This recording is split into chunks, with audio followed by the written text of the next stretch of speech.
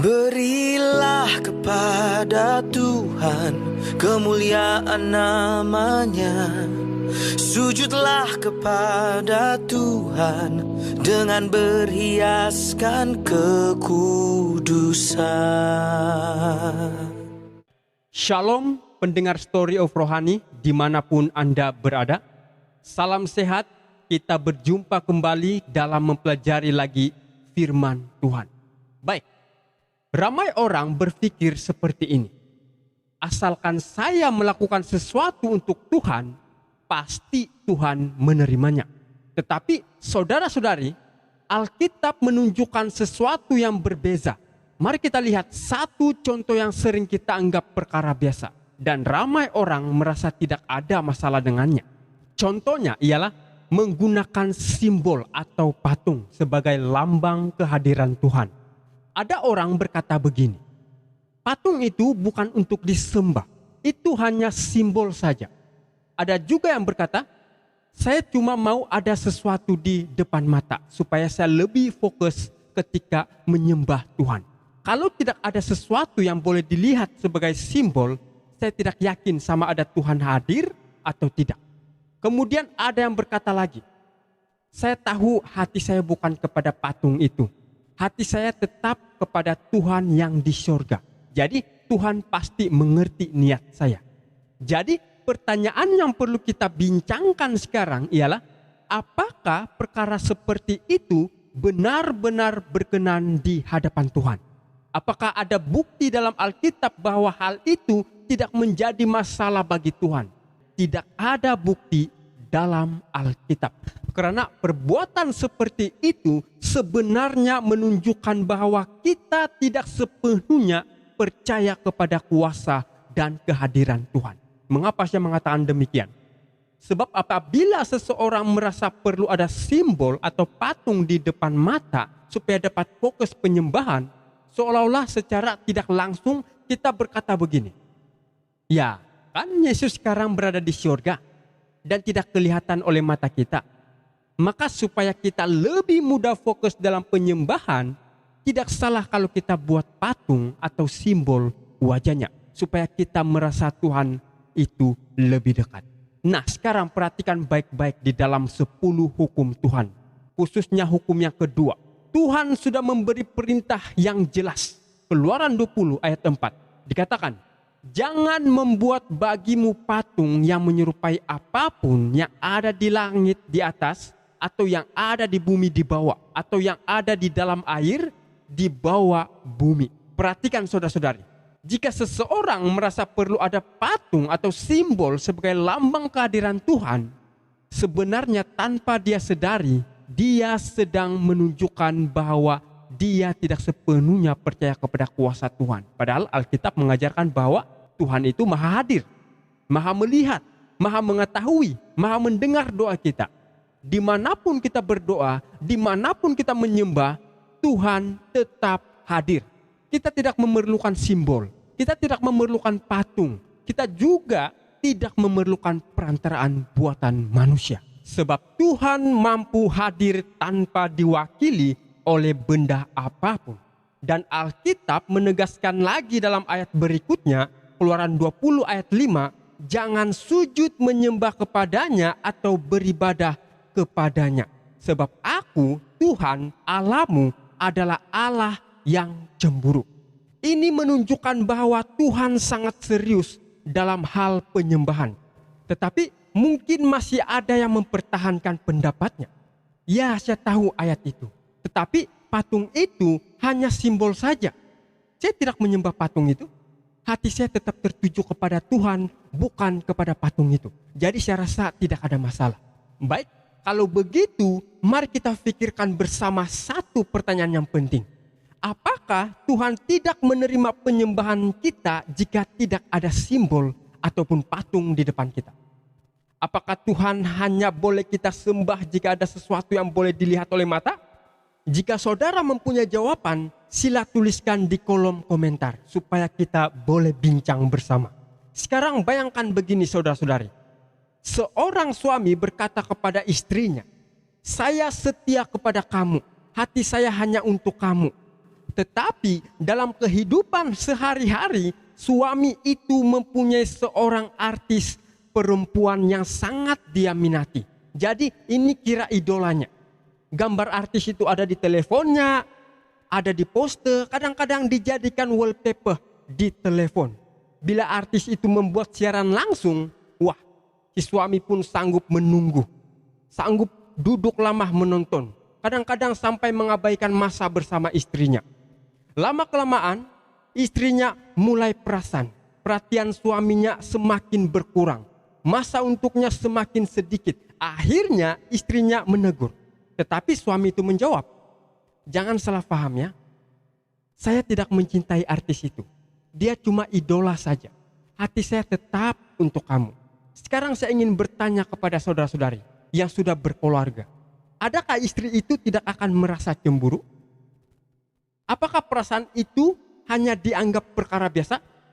Sebenarnya rasa cemburu itu muncul bukan karena suami itu menyembah artis tersebut, tetapi karena perhatiannya, ya, masa dan fokus yang sepatutnya untuk istrinya sudah mulai beralih kepada orang lain. Walaupun suami itu berkata bahwa hatinya setia, tetapi tindakannya sendiri sebenarnya sudah melukai hubungan itu, walaupun mungkin dia tidak menyadarinya.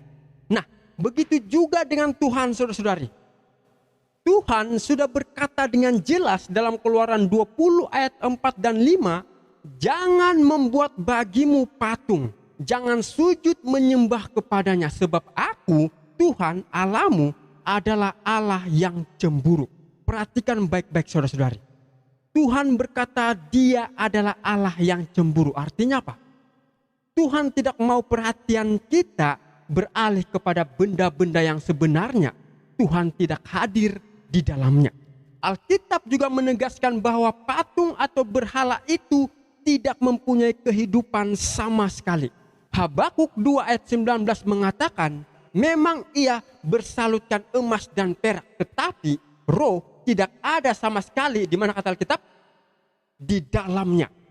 Walaupun ia dibuat dari emas, perak, kayu, batu, atau apapun bentuknya, tidak ada kehidupan di dalamnya. Dan Alkitab juga berkata dalam Kisah Para Rasul 17 ayat 24, ia yang adalah Tuhan atas langit dan bumi tidak diam di mana kata Alkitab?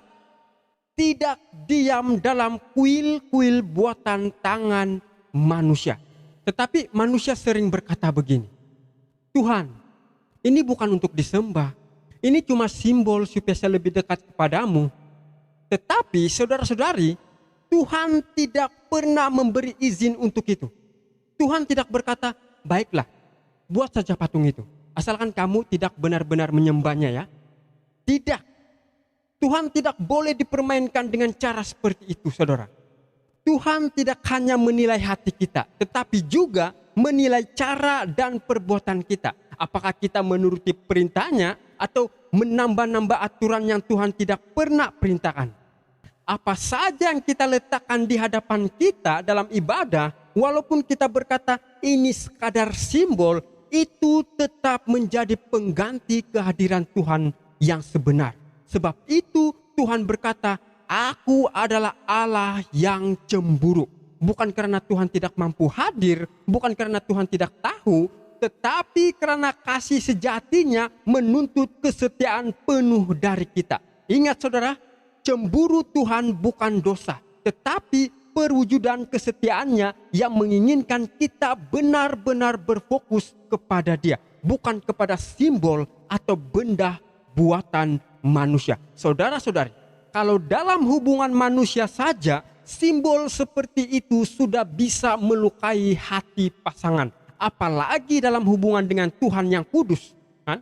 Tuhan tidak minta simbol, Tuhan minta ketaatan. Dan bila Tuhan berkata jangan, kasih sejati berkata ya Tuhan. Tetapi seringkali manusia menambah perintah sendiri. Tuhan berkata jangan, lalu kita menjawab, Tuhan, saya tambah sedikit perintah supaya lebih fokus kepadamu. Apakah Tuhan berkata, wah bagus juga cadanganmu? Tidak saudara. Kalau Tuhan berkata jangan, maka janganlah lakukan. Kalau Tuhan berkata turutilah, maka turutilah. Tuhan yang berkuasa, bukan kita. Siapa yang berkuasa? Ikutlah perintah yang berkuasa. Mungkin ada yang berkata, lalu bagaimana supaya saya bisa fokus dalam penyembahan kalau tidak ada simbol di depan saya? Saya tidak bisa tanpa simbol. Saudara, perhatikan baik-baik apa yang Yesus katakan dalam Yohanes 20 ayat 29. Kata Yesus kepadanya, karena engkau telah melihat aku. Ini Yesus lagi katakan sama siapa ini? Sama si Thomas ya, seorang dari ke-12 murid Yesus yang juga disebut Didimus kan. Dia tidak percaya kalau tidak melihat bekas paku pada tangan Yesus. Lalu Yesus menunjuk bekas paku itu padanya, Thomas pun percaya. Lalu petikan itu lanjut berkata, berbahagialah mereka yang tidak apa? Yang tidak melihat namun percaya.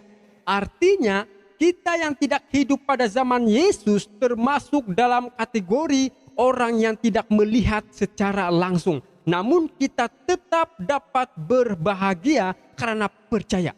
Saudara-saudari, ayat ini bukan sekadar tentang melihat bekas paku di tangan Yesus. Walaupun kebanyakan orang fokus pada itu. Melainkan itu juga mencakup melihat Yesus secara keseluruhan tubuhnya, wajahnya, kehadirannya. Dan yang paling penting, kita bisa percaya tanpa harus memiliki simbol atau bukti fisik di depan mata. Namun jika kita baca sekali lagi ayat itu dengan saksama, karena engkau telah melihat aku, maka engkau percaya. Yesus tidak berkata, karena engkau melihat bekas paku di tanganku, maka engkau percaya. Tidak. Yang Yesus maksudkan adalah, Thomas melihat Yesus secara keseluruhan tubuhnya, wajahnya, kehadirannya. Dan dari pengalaman itu, Thomas percaya. Lalu Yesus berkata, berbahagialah mereka yang tidak melihat, namun percaya. Saudara-saudari, inilah prinsip iman sejati. Tidak bergantung kepada apa yang mata lihat, tetapi kepada firman Tuhan. Artinya, kita yang hidup setelah zaman Yesus juga bisa berbahagia. Penyembahan kita, doa kita, komunikasi kita dengan Tuhan tidak perlu simbol, tidak perlu patung atau objek fisik di depan mata. Kita bisa melihat dan berinteraksi dengan Tuhan melalui iman. Karena kita percaya walaupun tidak melihat secara langsung. Saudara-saudari, kita ini ciptaannya. Dia adalah pencipta kita. Bukan Tuhan yang harus menyesuaikan diri dengan kehendak kita, tetapi kitalah yang harus menyesuaikan diri dengan kehendaknya. Bahaya ibadah berdasarkan aturan manusia. Walaupun sebuah perbuatan itu nampak baik, niatnya baik, katanya dilakukan untuk Tuhan, jika Tuhan tidak pernah memerintahkan perbuatan itu, aturan itu, maka itulah yang disebut Alkitab sebagai aturan manusia. Sebab itu Yesus sendiri berkata dalam Matius 15 ayat 8 dan 9. Bangsa ini memuliakan aku dengan bibirnya, padahal hatinya jauh daripadaku. Percuma mereka beribadah kepadaku, sedangkan ajaran yang mereka ajarkan ialah perintah manusia. Saudara dan saudari yang dikasihi Tuhan, ingatlah, tidak semua yang kita lakukan atas nama Tuhan adalah sesuatu yang Tuhan kehendaki. Ketaatan jauh lebih penting daripada kreativitas rohani. Firman Tuhan lebih penting daripada perasaan atau kenyamanan kita sendiri. Apa yang Tuhan minta, lakukan dengan setia. Apa yang Tuhan tidak minta, tinggalkan. Walaupun nampak baik atau menyenangkan. Sebab ibadah yang sejati bukan tentang apa yang membuat kita nyaman atau terasa rohani, tetapi tentang apa yang berkenan di hadapan Tuhan. Sampai jumpa lagi di pelajaran berikutnya. Tuhan Yesus memberkati kita semua. Amin.